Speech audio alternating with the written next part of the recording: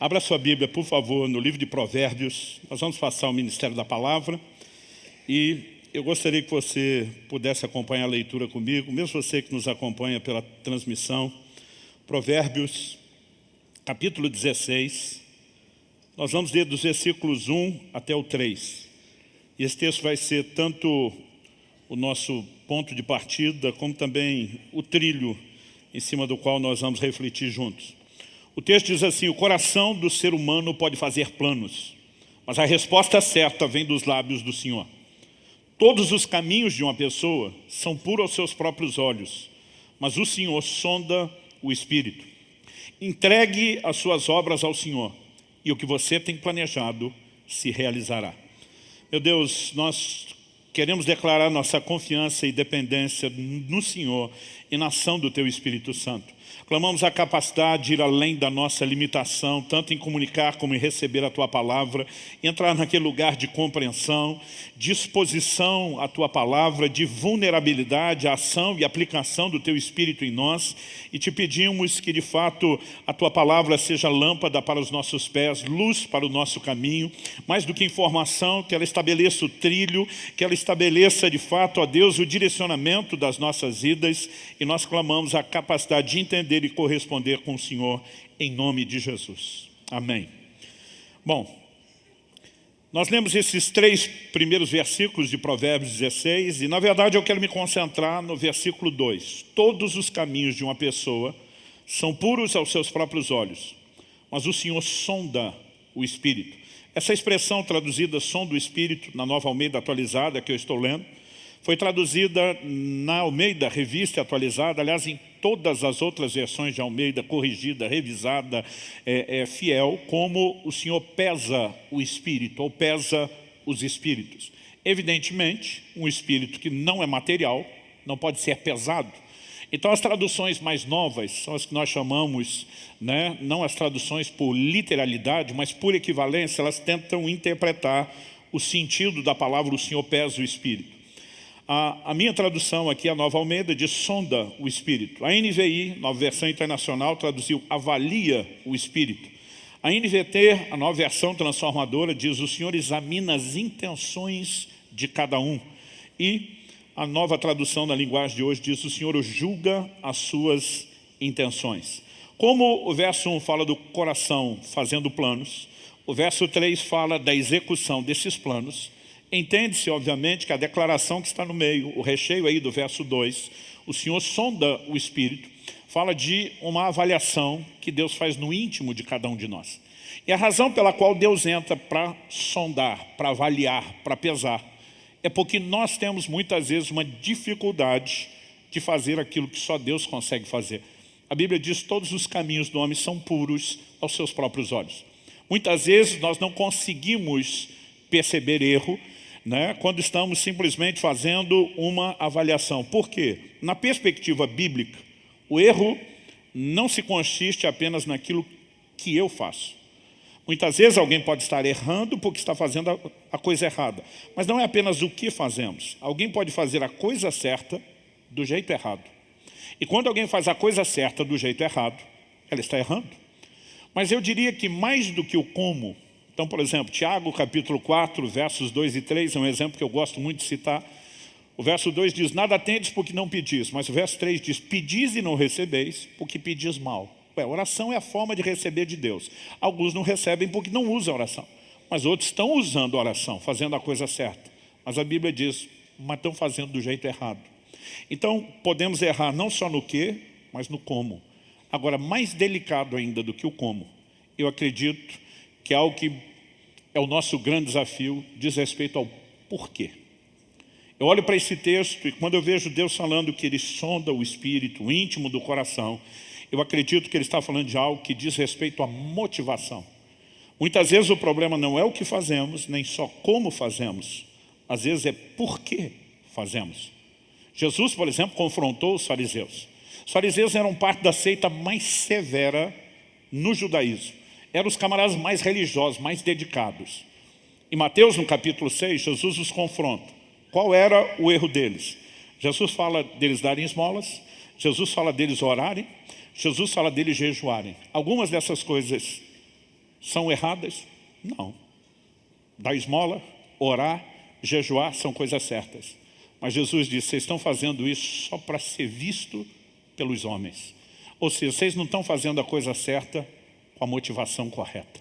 A motivação está errada. E quando o porquê está errado, a coisa certa que estamos fazendo pode receber uma classificação negativa da parte de Deus.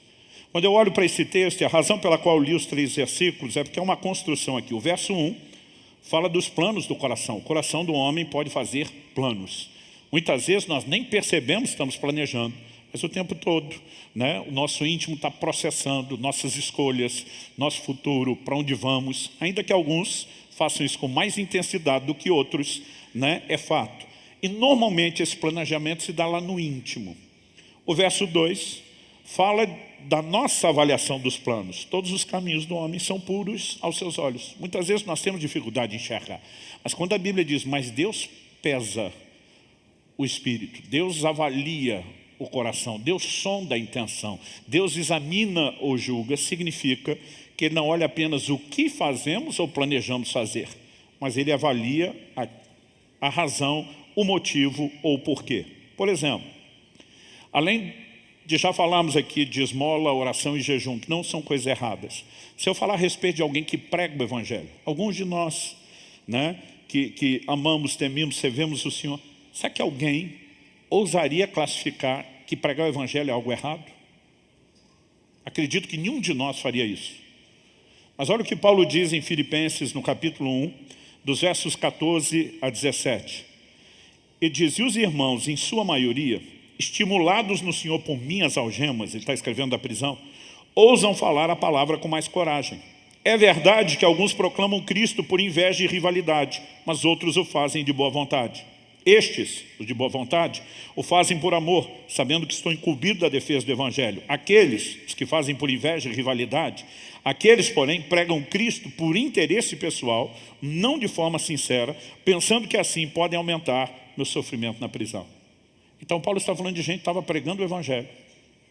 E, embora a gente nunca vá avaliar a pregação em si do Evangelho como algo errado, a pergunta é, por que fazemos o que fazemos? E muitas vezes alguém pode estar fazendo a coisa que aos olhos de outros é certa, às vezes aos nossos próprios olhos, porque não enxergamos, é certa, mas a motivação está errada. E diante da nossa dificuldade de avaliar as motivações, é por isso que o verso 2 fala dessa avaliação humana de um caminho bom, em contraste com Deus que examina o íntimo do coração. O verso 3 termina dizendo, entregue suas obras ao Senhor. Essa palavra entregue, ela, talvez a melhor tradução dessa palavra empregada no original esteja na NVI, a Nova Versão Internacional, ela diz consagre. Está falando de uma rendição. O texto diz, consagre suas obras ao Senhor, e o que você tem planejado se realizará. A Bíblia não está falando de um meio onde você convence Deus a fazer aquilo que você planejou. Quando a Bíblia está falando de consagre as suas obras, e é por isso que alguns optaram por entrega, está falando de um lugar de rendição que produz alinhamento. E com o devido alinhamento, a bênção de Deus pode nos levar a fluir da forma correta. O tema da minha mensagem hoje é avalie suas motivações. Nós precisamos entender que o erro não se constitui apenas do que fazemos, nem somente do como, mas principalmente do porquê fazemos. Há mais ou menos 17 anos atrás, estávamos perto de um ano de igreja, já completamos 18, quando tínhamos começado Alcance Curitiba. Eu já vinha num ritmo de viagem que começou, né, desde Irati, ficando em média 3 dias por semana fora. E eu lembro que, apesar de estar vivendo algo completamente diferente nos últimos anos, que durante os 9 anos que eu pastorei em Guarapuava, não era assim, eu saía um fim de semana por mês para pregar fora apenas. Agora eu tinha essa rotina, normalmente quinta, sexta e sábado fora, domingo a quarta, né, em casa e servindo a igreja. Eu lembro que logo no primeiro ano, eu me vi orando com frequência, dizendo a Deus, Senhor, me permita ficar um ano parado, me permita ficar um ano sem essas viagens. E um desses dias que eu estava orando, o Espírito Santo diz, por que você quer ficar um ano parado sem as viagens? Falei, porque eu quero cuidar das suas ovelhas. A igreja está começando, é muito importante que como pastor eu possa dar mais atenção. E o Espírito Santo me perguntou, e as pessoas nos lugares onde eu estou enviando você também não são minhas ovelhas? Eu falei, tecnicamente sim, então vamos fazer uma distinção. Me deixe cuidar das minhas ovelhas? Porque todas elas são suas, mas algumas dos outros lugares que o Senhor me envia são as suas ovelhas, o Senhor confiou cuidar de outros. E eu quero cuidar melhor das que o Senhor confiou o meu cuidado. E quando eu falei isso, achando que estava arrasando, o Espírito Santo falou assim comigo, esse é seu único interesse? Ou será que você quer provar para fulano e Beltrano, citou o nome de 2 pastores amigos meus em Curitiba, muito bem sucedidos, ou será que você quer provar para fulano e Beltrano que você é tão bom quanto eles? E na hora que ele falou isso, foi como se uma venda caísse dos meus olhos. E eu percebi que mesclado a uma boa intenção, a uma boa motivação, o que eu estava falando não era mentira. Existia algo que havia se anexado àquilo sem que eu percebesse. Uma decisão de fazer a roda girar depressa, da coisa funcionar, de alcançar resultados, que não era somente a intenção de agradar a Deus e servir as pessoas. É disso que estamos falando, de motivações. Só Deus tem o poder de pesar os espíritos e nós precisamos entender como essa dinâmica de decisões funciona. Então eu quero dividir meu assunto não apenas em 3 pontos ou fundamentos, mas 3 perguntas. Eu não sei você, eu gosto muito de fazer pergunta. Pergunta para mim mesmo, pergunta para os textos bíblicos para tentar chegar às respostas. A primeira pergunta, o que está no coração? Eu e você precisamos entender que aquilo que afeta o coração vai afetar a vida, eu já vou explicar isso melhor. Então, o que é que está no nosso coração? Segundo, o que influencia o coração? Para só depois de termos essas 2 respostas, do que está no coração e do que influencia, então a gente ir para o aspecto prático da mensagem, como avaliar o coração. Porque motivações, elas muitas vezes podem ser não apenas questões que tratamos de forma subjetiva, mas como veremos, que temos alguma dificuldade de avaliação. Então, eu gostaria de começar chamando a sua atenção para a importância do coração. Por que é que Deus pesa o espírito? Por que é que Deus avalia o coração? Provérbios 4:23 diz, sobre tudo o que se deve guardar, guarda o teu coração, porque dele procedem as fontes da vida. Nós temos muita coisa importante para lutar, para batalhar, defendê-las, preservá-las, mas a Bíblia diz sobre tudo o que você vai guardar. Foco número 1, estratégia principal, guarda o seu coração. Por quê? A Bíblia diz, porque dele procedem as fontes da vida. Tudo o que fazemos, o que decidimos, o que realizamos, para o bem ou para o mal, começa com decisões no coração. Quando Jesus estava falando a respeito de uma mudança de mentalidade na nova lei, no que diz respeito aos alimentos, que os judeus tinham toda uma observância da lei, do que era puro, do que não era. Jesus diz, ei, o problema não é o que entra no homem. O alimento entra, tem sua utilidade e sai. E diz, o problema é o que sai do homem, é o que está no coração e sai. O coração é uma fonte. Alguém disse que se você quiser poluir um rio, não precisa correr toda a extensão do rio tentando macular as águas. Basta ir à fonte, macula a fonte, e o problema se estendeu para todo o rio. A Bíblia diz que o coração é a fonte, é onde tudo começa, é onde decisões são tomadas, é onde os motivos são estabelecidos. E quando a Bíblia fala de uma atenção tão especial a isso, nós não podemos achar que é um assunto que deva ser ignorado. Eu queria chamar a sua atenção para 2 exemplos que praticamente são um contraste, mas que juntos eles nos ajudam a deduzir algo. O primeiro deles é um camarada que aparece num capítulo da Bíblia, lá no livro de Atos, e que me chama a atenção. Digo chama a atenção porque eu me lembro que lá atrás, aos 18 anos de idade, eu frequentei alguns meses um instituto bíblico, não pude fazer todo o curso, mas lembro que uma das aulas que eu tive durante o mês inteiro era sobre o livro de Atos. E o pastor que deu aquelas aulas, o professor que deu aquelas aulas, que também era um pastor, ele tinha uma didática muito interessante. E ele nos ajudou com algo que eu adotaria depois em relação a todos os livros da Bíblia. Ele no primeiro dia falou, olha, eu quero que todo mundo, nas próximas aulas que nós teremos, e seriam exatamente 14, eu quero que todo mundo entenda que isso vai valer nota. Cada vez que você chegar, antes de começar a aula, eu vou entregar um pedaço de papel, e vocês vão escrever nesse papel 2 eventos principais de cada capítulo do livro de Atos. Então ele diz, na próxima aula, vocês vão dizer 2 coisas do capítulo 1 e 2 do capítulo 2. Ele diz, na outra aula, vocês vão me apresentar 2 do capítulo 3 e 2 do 4. Ele diz, a diferença é que a cada nova aula, vocês escrevem os eventos principais que vocês memorizaram e repete os demais. Então, na terceira aula, a gente tinha que pôr os 2 do capítulo 1, do 2, do 3, do 4 e ir aumentando. Quando terminamos aquele mês, eu tinha memorizado 2 eventos principais de cada um dos 28 capítulos do livro de Atos. E aquilo se tornaria para mim uma maneira através da qual eu passaria, a olhar para a Bíblia dizendo, eu preciso memorizar aquilo que está lá, pelo menos os eventos principais. E me ajudou muito. Mas por que eu estou dizendo isso? Quando eu olho para o capítulo 8 de Atos, eu durante muito tempo dizia, se alguém falasse, fale de algo principal, o evangelho chega em Samaria. Deus usa Filipe para um avivamento naquela cidade. Mas o mesmo Deus que usa Filipe, move Filipe para seguir adiante. Eu podia destacar várias questões. Mas há alguns anos atrás, estudando o livro de Atos, eu lembro que eu estava olhando para o capítulo 8. E o curioso é que eu percebi que o maior volume de informações no capítulo 8 não é sobre Filipe, não é sobre a entrada do evangelho em Samaria, não diz respeito aos apóstolos que foram lá impor as mãos, orar para que as pessoas fossem cheias do Espírito Santo. Talvez o maior volume de versículos dê atenção a um personagem que a gente não presta muita atenção nele. Trata-se de Simão, o mágico. Eu quero ler com você, primeiro dos versículos 9 a 13 de Atos 8. Não estou lendo todos os versículos que falam sobre ele, mas eu quero que você perceba a atenção que a Bíblia dá sobre o assunto. Atos capítulo 8, de 9 a 13, diz assim, havia naquela cidade um homem chamado Simão, que praticava artes mágicas e deixava o povo de Samaria admirado.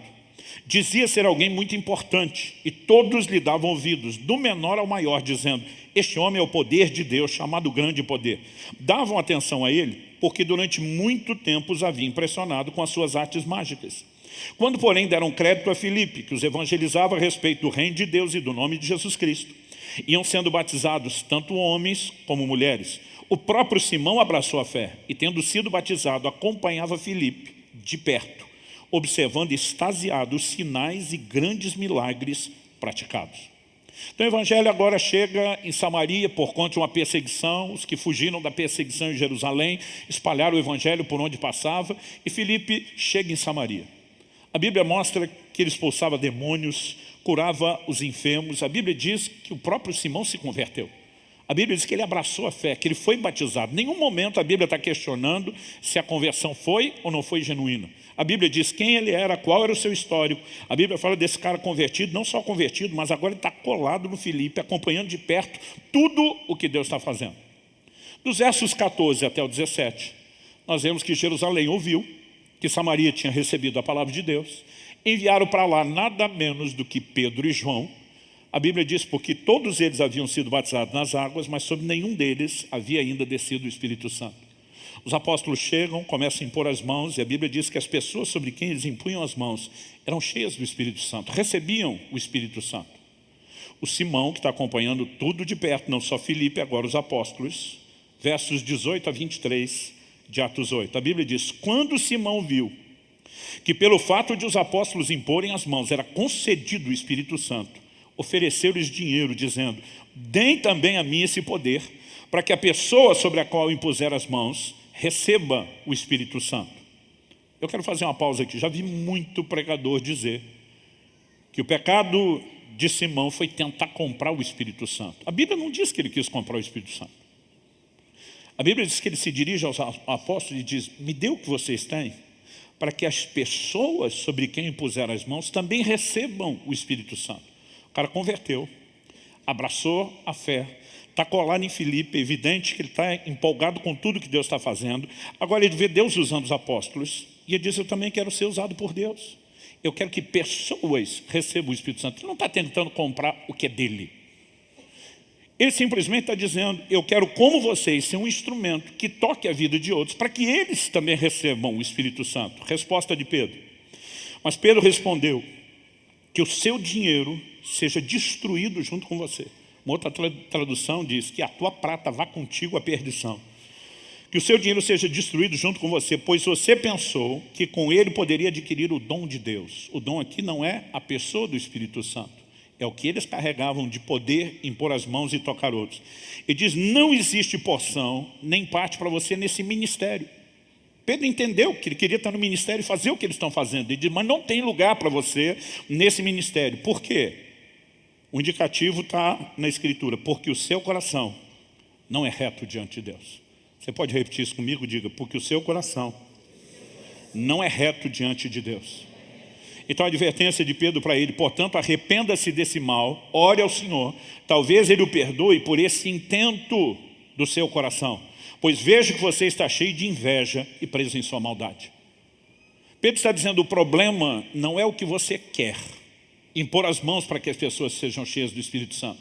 O problema é por que você quer, é o intento do seu coração. E Pedro só está falando isso debaixo de revelação de Deus. Assim como quando lida com Ananias e Safira, ele não tem como conhecer o coração, mas falava pelo Espírito de Deus. A pergunta é, o que é que está no coração de Simão? Há uma narrativa sendo desenvolvida, e é por isso que eu li os versículos anteriores, do 9 ao 13.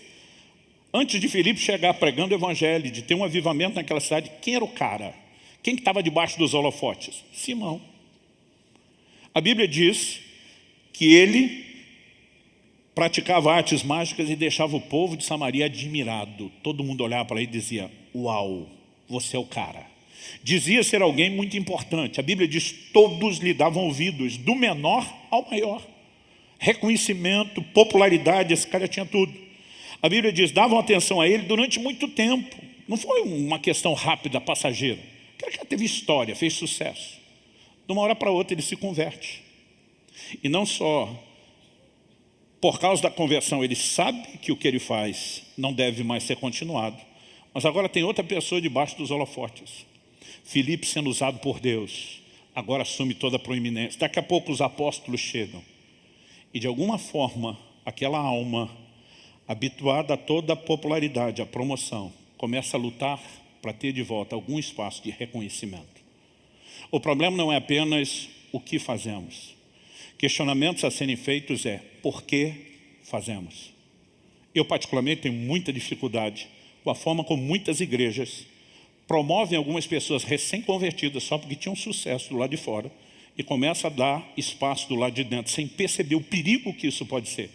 Um neófito é sempre um neófito, é alguém maturo, que ainda não tem entendimento da palavra, que precisa passar por processos e muitas vezes, em nome de vamos ao acesso dele às pessoas, nós podemos estar alimentando algo dentro dessa pessoa que ainda não passou por processos. Simão estava desesperado por reconhecimento. Eu não estou aqui jogando pedra. A questão é que pode acontecer com cada um de nós. A gente nem percebe essa questão de motivações. Alguns anos atrás, não estou falando de tanto tempo assim, eu estava num evento, eu não fui para pregar, eu fui para ser ministrado, estava lá participando, o evento estava uma bênção, tudo muito organizado, tudo funcionando direitinho, mas do começo ao fim do evento, eu com um desconforto dentro de mim, como se estivessem me tratando mal, mas ninguém tratou mal. Eu não conseguia lembrar de nenhum episódio onde eu pudesse criticar absolutamente nada. É aquele tipo de avaliação que você pegar o evento e dizer, cara, essa turma está impecável, estão de parabéns em tudo, mas o desconforto crescendo dentro de mim dia após dia no evento, eu fui orar. Falei, Deus, o que é que está acontecendo? E o Espírito Santo falou comigo, o que está acontecendo é que você que viaja e prega em todo tipo de evento, acostumou-se ao tratamento VIP que te dão como preletores. E sua alma está desconfortável de ser tratada como uma pessoa qualquer. Eu levei um susto com aquilo. Eu falei, não pode ser que essa porcaria toda está dentro de mim. E sabe, muitas vezes nós não percebemos por não enxergar essas coisas, porque tomamos algumas decisões, porque adotamos determinados comportamentos. E Simão, ele não era necessariamente o cara ruim, ele tinha convertido, ele agora não está mais interessado nas artes mágicas, ele quer ver o reino de Deus. Mas Pedro está olhando para ele dizendo, o seu coração não é correto, o intento do coração, o porquê está bagunçado. O problema não é o que você quer, é o porquê você quer isso. Por outro lado, em contraste com Simão, a Bíblia nos apresenta em Gênesis 20 um camarada chamado Abimeleque. Eu quero ler do verso 1 ao 7 de Gênesis 20. A Bíblia diz, Abraão partiu dali e foi para a terra do Neguebe. Habitou entre Cádiz e Sur e morou em Gerar. Abraão dizia que Sara, a mulher dele, era sua irmã. Isso é um acordo que os dois fizeram. Ele diz, eu tenho medo de que as pessoas me matem por causa de você. Onde nós chegar, você vai falar que é minha irmã. Eu gosto da forma como a Bíblia apresenta toda a vulnerabilidade e a falha dos homens, né, que serviram a Deus e a um propósito de Deus. Obviamente, Abraão tinha o que ele considerava uma meia-verdade eu muitas vezes considero a minha verdade uma meia mentira, é que de fato eles eram irmãos, por parte de pai, mas não de mãe. E ele simplesmente conta essa história. Como ele contou essa história, a Bíblia diz assim: então, a continuação da história, Abimeleque, rei de Gerar, mandou buscá-la. Deus, porém, veio a Abimeleque em sonhos de noite e lhe disse: você vai ser castigado com a morte por causa da mulher que tomou, porque ela tem marido. Ora, Abimeleque ainda não havia se aproximado de Sara, por isso disse: Senhor, matarás até uma nação inocente? Não foi ele mesmo que me disse: é minha irmã? E ela também me disse: é meu irmão. Com sinceridade de coração e na minha inocência foi que eu fiz isso. Olha o que Deus responde no sonho. Deus respondeu no sonho: bem sei que com sinceridade de coração você fez isso. Por isso impedi que você pecasse contra mim e não permiti que você tocasse nela. Agora devolva a mulher ao seu marido, pois ele é profeta. Intercederá por você e você viverá. Mas, se não a devolver, saiba que você certamente morrerá, você e tudo que é seu. O que é que nós aprendemos aqui? A gente olha para Simão e a gente vê um cara querendo fazer a coisa certa por motivos errados. Mas Abimeleque era alguém que estava prestes a fazer a coisa errada por motivos corretos. Porque a informação que ele tinha fez com que ele avaliasse aquilo tudo do jeitinho que está escrito em Provérbios 16:2. Os caminhos do homem são puros aos seus próprios olhos. Ele acreditou na história, ele está tomando decisões. E quando Deus diz: você vai ser julgado, ele diz: foi na sinceridade do meu coração, o Senhor sabe. Deus diz: eu sei, é por isso que eu apareci para você. É por isso que eu estou te impedindo de pecar. O que nós percebemos aqui? Quem tem um coração errado, um coração que não é correto, ele pode ser impedido por Deus de fazer coisas boas. Mas quem tem um coração correto será impedido por Deus de fazer o mal. Dá para entender a diferença? Porque aquilo que toca o nosso íntimo, que a Bíblia chama de as fontes da vida, não vai afetar apenas as nossas decisões, vai afetar inclusive toda a forma e a dinâmica de como o próprio Deus lidará conosco. Agora Deus diz: diferente antes, você tem informação, sabe que ela não é sua irmã, eles são casados, devolva, ele vai orar por você, você vai ficar bem. Se você não fizer isso, eu te julgo. O que é que Deus está dizendo? Eu ainda considero você responsável pelas suas escolhas e vou julgar você de acordo com elas. Algo que eu e você precisamos compreender é não só a importância de saber o que está no coração, mas acredito que eu e você precisamos também entender o que é que influencia o coração. Segundo aos Coríntios, no capítulo 9, no verso 7, Paulo está falando sobre a oferta, e você já vai entender por que é que eu escolhi esse texto e não outro. Ele diz: cada um contribua segundo tiver proposto no coração, não com tristeza ou por necessidade, porque Deus ama ao que dá com alegria. Primeiro, ele diz que decisões se tomam no coração, e essas decisões devem ser bem tomadas. Ele está falando de motivos corretos. Não faça por constrangimento ou tristeza, porque estão pressionando, fazendo um apelo. Não faça por necessidade, nem sua, nem dos outros, ou do reino de Deus. Deus ama o que dá com alegria, aquele que faz a coisa certa do jeito certo. Mas eu quero tomar esse texto porque a Bíblia mostra que o coração é o lugar das decisões. É onde eu e você planejamos. É onde eu e você, consciente ou inconsciente, vamos fazer escolhas. Digo consciente ou inconsciente, porque muitas vezes nós não percebemos o que está norteando nossas escolhas. Deixa eu te dar um exemplo. Um dia desse eu estava ensinando sobre os dons do Espírito, sobre revelação. Alguém ergueu a mão e falou: pastor, o senhor considera a intuição uma revelação? Eu falei: não. Ele falou: se não há revelação, o que é? Eu falei: uma boa pergunta, que eu respondo com 2 palavras: não sei. Ele: como é que é? Eu falei: cara, é difícil explicar. As mulheres parecem ter isso mais do que a gente, do que os homens, estatisticamente falando. Aliás, todo marido sabe, todo marido sábio sabe, que se a sua mulher dizer: toma cuidado com esse negócio, não adianta você tentar argumentar ou explicar. A sensação que a gente tem é que parece que alguma coisa foi vista, alguma equação foi feita numa velocidade tão rápida que nem você sabe como chegou à conclusão. Às vezes nós podemos ter essa sensação, não percebemos como chegamos lá. Anos atrás eu me lembro de um filme que fizeram uma boa propaganda, morava no interior. Normalmente o filme passava no cinema aqui em Curitiba, chegava na locadora, na época da finada locadora, 6 meses depois. Eu numa ansiedade, esperando para ver o filme. Peguei no dia da família, eu e Kelly fomos ver o filme. Quando começamos a ver o filme, eu falei: vai acontecer isso. E aconteceu o que eu falei. Daqui a pouco eu falei, vai acontecer isso. Aconteceu o que eu falei. Kelly me olhou e falou, você assistiu o filme? Eu falei, não. Acabou de sair, nós somos os primeiros a pegar a fita, a gente estava na lista de espera. Ela falou, você viu no cinema alguma viagem? Eu falei, não vi. Ela disse, não tem como você saber o que vai acontecer, porque eram viradas de enredo assim imprevisíveis. E daqui a pouco eu dizia, agora vai acontecer isso, agora aquilo. Eu comecei a ficar assustado. Eu falei, de onde vem essa capacidade de prever o que parece imprevisível? Eu fiquei bolado com aquilo, em crise. Alguns meses depois, não sei como aconteceu isso, mas estava conversando com um cinéfilo, um desses maníacos de cinema. Eu falei, velho, você assistiu o filme e tal? Ele falou, assisti. Eu falei, eu fiquei doido vendo aquele negócio porque eu sabia tudo. Ele falou, não tem como saber aquilo. Eu falei, eu sabia tudo. Ele falou, eu já sei por quê. Eu falei, por quê? Ele falou, isso aí é um remake, é uma refilmagem de um filme antigo. Com certeza você assistiu o filme antigo. Quando ele foi falar, só que eles modernizaram tanto que eu não conseguia associar, mas minha mente, ela simplesmente conseguiu captar lembrança, associar, cruzar a história e me ajudar a saber para um dia sem que eu entendesse. Eu acredito que muitas vezes a intuição é algo parecido. A gente não consegue saber como chegou ao resultado, mas a gente simplesmente tem um motivo para se posicionar, para falar aquilo. A mesma coisa acontece na hora das decisões. Nem sempre eu e você entendemos por que estamos decidindo, mas as decisões são tomadas no coração. No entanto, a pergunta a ser feita é, o coração age sempre sozinho ou ele pode ser influenciado? Eu quero te mostrar que ele não só pode ser influenciado, mas que nós temos que questionar o que é que influencia o coração. Em Atos, no capítulo 5, versos 3 e 4, e agora você vai entender por que eu falar do coração, escolhi um texto que fala de oferta.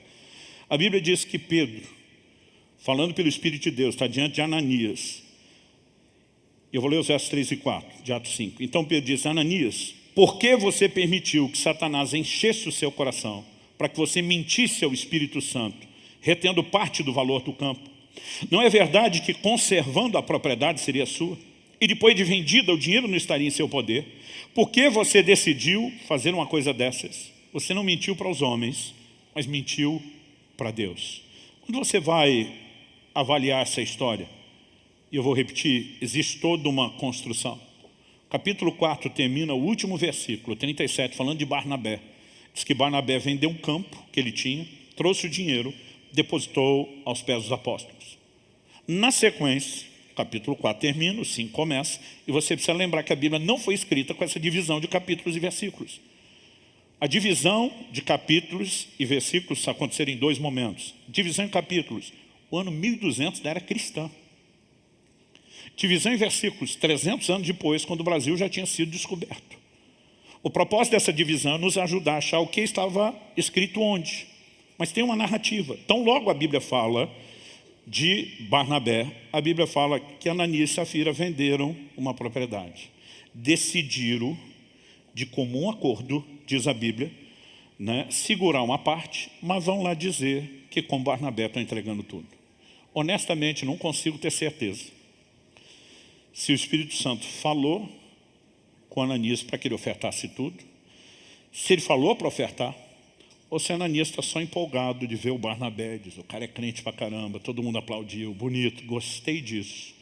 E ele decide abrir mão de uma propriedade para pagar um preço pela popularidade e o reconhecimento.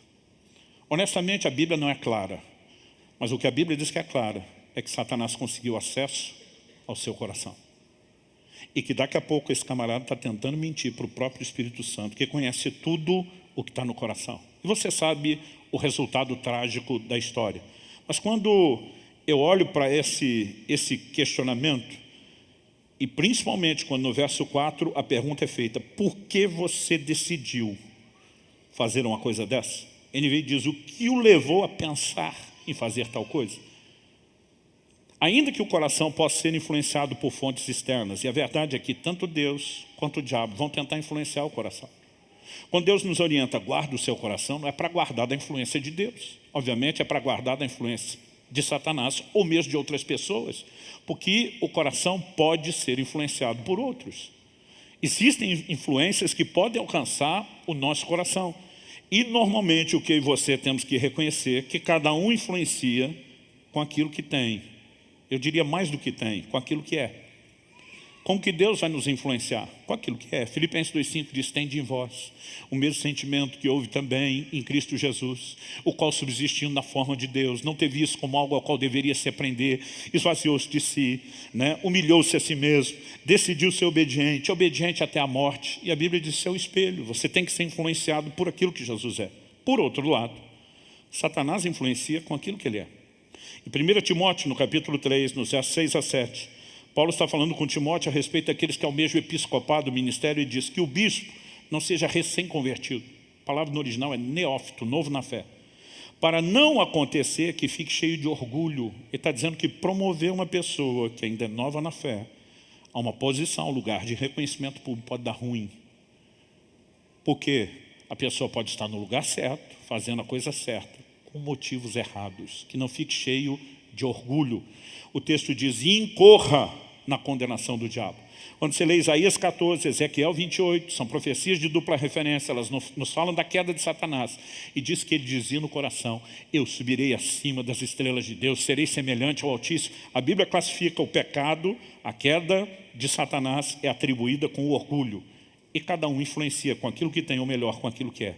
O verso 7 diz, é necessário também que ele tenha bom testemunho dos de fora, a fim de não cair na desonra e no laço do diabo. Como que o diabo tenta enlaçar? Orgulho. Cada um influencia com aquilo que é.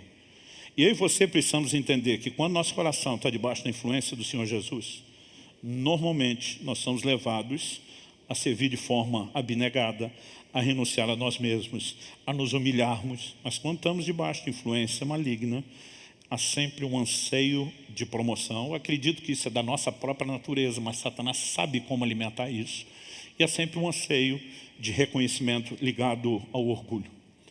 No coração se tomam as decisões, mas o coração pode ser influenciado tanto por Deus como por Satanás, além da influência de outras pessoas.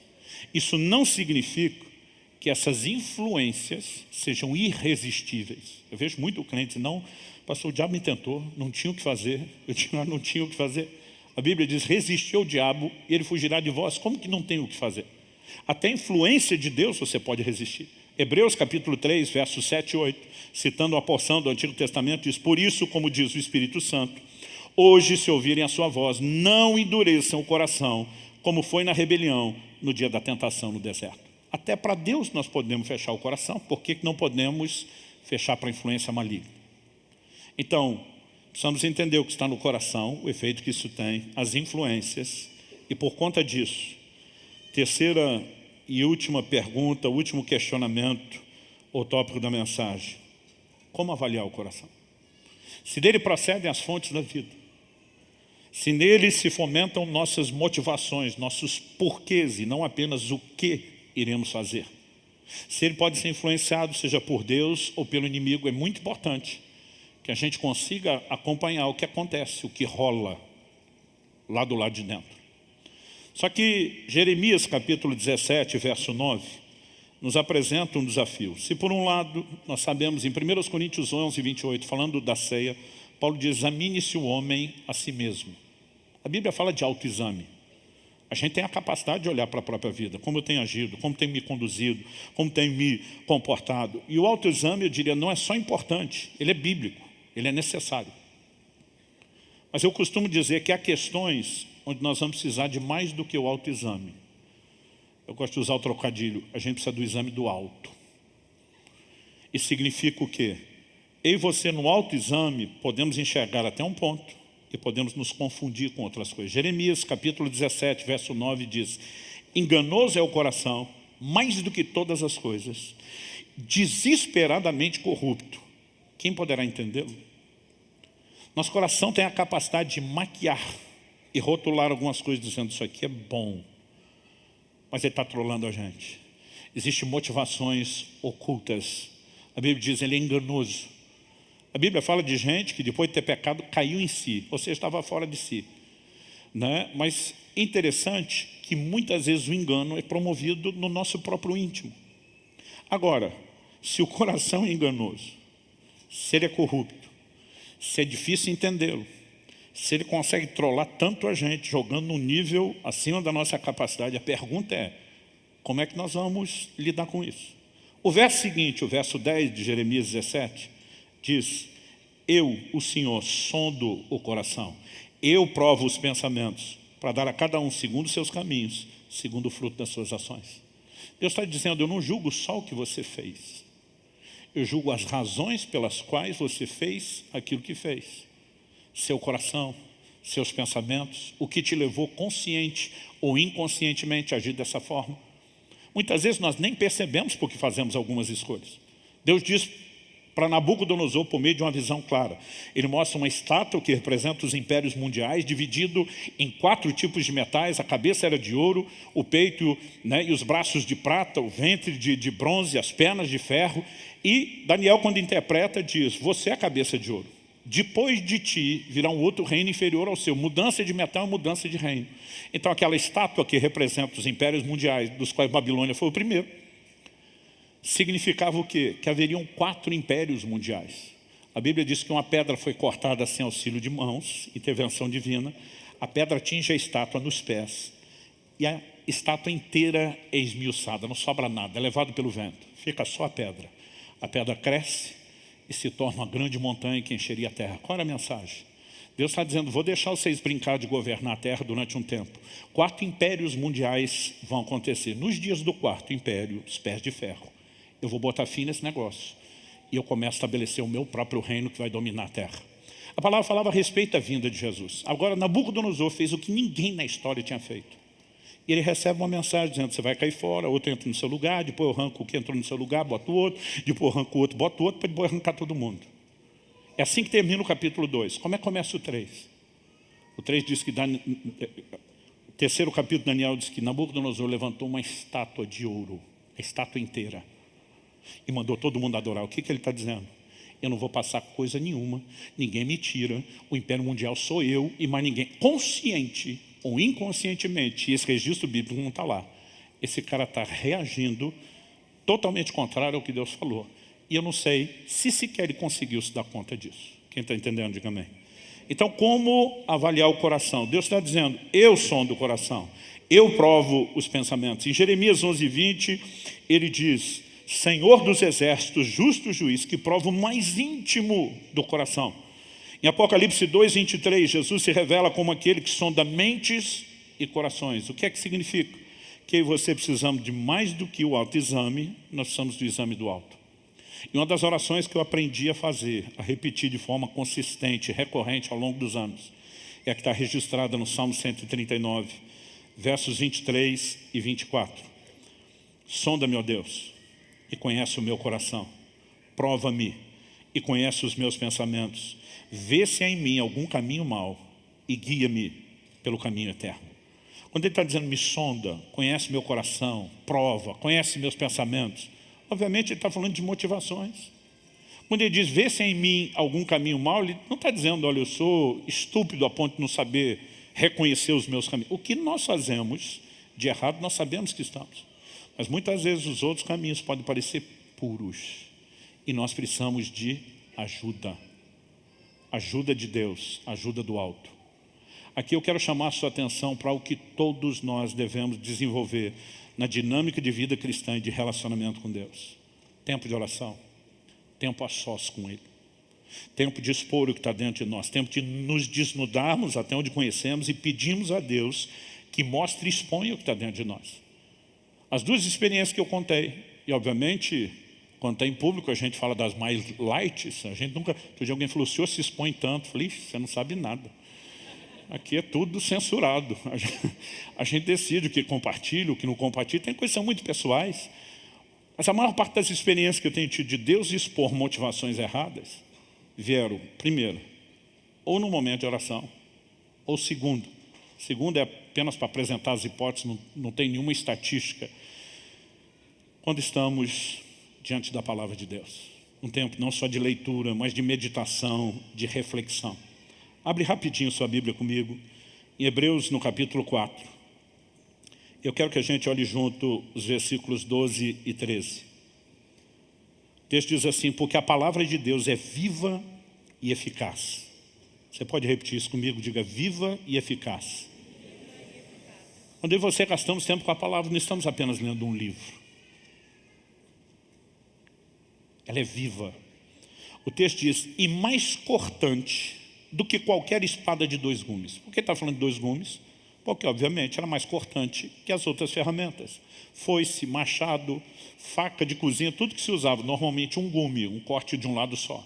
Por que a espada, né, imagina ela chapada, 2 gumes, corte dos 2 lados? Porque não importa na hora da guerra, a forma como você bate vai produzir dano, mas principalmente na hora da perfuração, ela tem um poder penetrante, cortante. A Bíblia está dizendo que a palavra de Deus é mais cortante, é mais penetrante do que qualquer espada de 2 gumes. E penetra até onde? Diz, penetra até o ponto de dividir alma e espírito.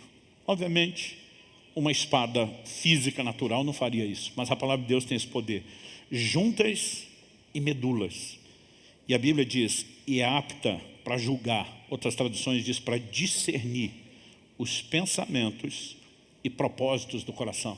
A NVI diz, julga os pensamentos e intenções do coração. O verso 13 ainda arremata, não há criatura que não seja manifesta na sua presença. Pelo contrário, todas as coisas estão descobertas e expostas aos olhos daquele a quem temos que prestar contas. Haverá prestação de contas diante de Deus. A Bíblia diz que seremos julgados por tudo que fizemos. Mas normalmente eu e você paramos pensando que vamos ser julgados apenas pelo que fazemos. Quando a Bíblia fala de um Deus diante de quem todas as coisas estão nuas, patentes, não tem nada escondido, a Bíblia nos mostra que está falando inclusive das intenções do coração. Agora, eu e você seremos julgados por intenções que talvez nem conseguimos ler. Por isso é nossa responsabilidade ir para o lugar onde essas coisas são expostas. Tempo de oração não é apenas para que você peça a Deus por uma necessidade e Ele responda. Em Jeremias, Deus diz, invoca-me que te responderei. Mas Ele também diz, anunciar-te-ei coisas que você não sabe. O tempo de oração, Deus pode trazer à tona coisas que não sabemos. Promessas, desdobramentos do futuro, coisas extraordinárias. Mas erros e motivações que você também não sabemos, vem à tona no tempo de oração.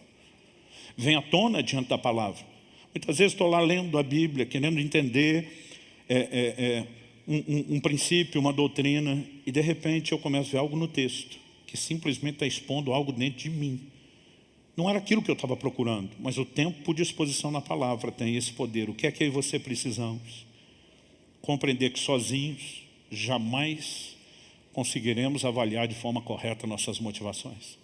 Mas Deus está dizendo, eu vou julgar você por elas. Quer você entenda o que está acontecendo, quer não. Quer você saiba o que te influenciou, quer não. Então, se eu e você fomos inteligentes, a gente precisa saber se são as fontes da vida, se afetam o nosso curso. Nós precisamos ter algum nível de controle, se não podemos ter sozinho. Podemos entrar nesse lugar diante de Deus. Eu vou até trocar a palavra, algum nível de supervisão, uma capacidade de avaliação do que está dentro de nós. Para que então, na presença dEle, a gente possa fazer a coisa correta. Como eu disse, é possível, gente, como os fariseus, darem esmolas, orarem e jejuarem por motivos errados. Em 2008, Deus falou muito forte comigo, depois do que na época era o meu maior período de jejum. Ele falou, você está batendo todos os seus recordes, mas isso não significa que o seu coração esteja mais interessado em mim do que estava antes. Eu fiquei arrasado. Eu tinha nomeado aquele ano de o ano da busca. Na minha cabeça estou buscando a Deus. E Deus me disse, não, você não está me desejando mais do que antes. A única coisa que você conseguiu mudar é que agora você está mais metido do que antes, porque melhorou seus recordes. Eu passei anos trabalhando essa questão dentro de mim, na verdade uma década, antes de voltar a me dedicar aos jejuns prolongados, porque eu queria ter certeza, estou fazendo a coisa certa, do jeito certo. A boa notícia é que Deus não expõe essas coisas para nos condenar. Ele expõe para nos aperfeiçoar, para nos ajudar, para nos restaurar, para trabalhar em nós. Então saber que não é apenas o que fazemos que conta, mas o como e principalmente o porquê ajuda. Quando entendemos isso, não só avaliar, mas se permitir ser avaliado no lugar da presença de Deus, é a única coisa que garanta que eu e você possamos descobrir a agenda oculta do coração. Eu já tive momentos de querer fazer o bem a alguma pessoa e Deus me perguntar, por que é que você quer fazer isso? Eu quero ajudá-la. Ele diz, ajuda sem que ela saiba. E é nesses momentos que a motivação aparece, quando de repente você vê que você não tem a mesma empolgação para fazer o bem, quando a pessoa ou ninguém vai saber que você fez. Motivações do coração. Ou a pergunta é, quando não conseguimos fazer o bem a alguém, por que não conseguimos? Outro dia comentei com uma pessoa, vamos abençoar fulano, e disse, fulano não. Falei, como é que é? Não, nada. Falei, nada, coisa nenhuma. Tem alguma coisa errada dentro de você. Eu abençoo qualquer pessoa, mas não fulano. Muitas vezes a gente nem percebe o que está do lado de dentro. Mas nós precisamos dar atenção a isso. Se queremos viver o Evangelho de forma completa, não dá para negar o ensino bíblico sobre isso. Então eu termino dizendo, avalie suas motivações, mas não ouse fazer isso sozinho. Entre no lugar correto da presença de Deus, dependa dEle. E dessa forma juntos, nós vamos crescendo, avançando, não só nos alinhando cada vez mais com Deus a nível de relacionamento, mas também para o cumprimento do propósito. Amém? Recebe essa palavra. Pai, nós oramos pedindo graça, favor, entendimento, compreensão e aquela continuidade dentro de cada um de nós daquilo que o Senhor começou. Oramos de fato pedindo clareza, que a luz da Tua palavra não só exponha o que está dentro de nós, mas que haja aperfeiçoamento, que haja ajuste, que haja conserto. Pai, nós sabemos que isso é ato contínuo, é uma forma de viver. Não é apenas a avaliação que fazemos antes da ceia sobre nossa conduta. Pai, nós queremos aprender a tomar decisões no lugar correto, na Tua presença, em oração. Não apenas aquele tipo de oração que só pede que o Senhor faça o que já queremos e o que decidimos, mas naquele lugar onde podemos ter o nosso coração exposto, onde podemos consagrar, entregar de tal forma as nossas obras, que quando devidamente alinhadas nas suas motivações, o Teu selo de bênção sobre elas possa se manifestar. Nós oramos por isso na vida de cada um dos nossos irmãos e irmãs. A capacidade de entender, de corresponder com o Senhor e de que esse entendimento e compreensão não caia no esquecimento. Trabalha dentro de cada um de nós, mesmo depois de deixarmos esse culto e essa reunião. É nossa oração em nome de Jesus. Amém. Amém.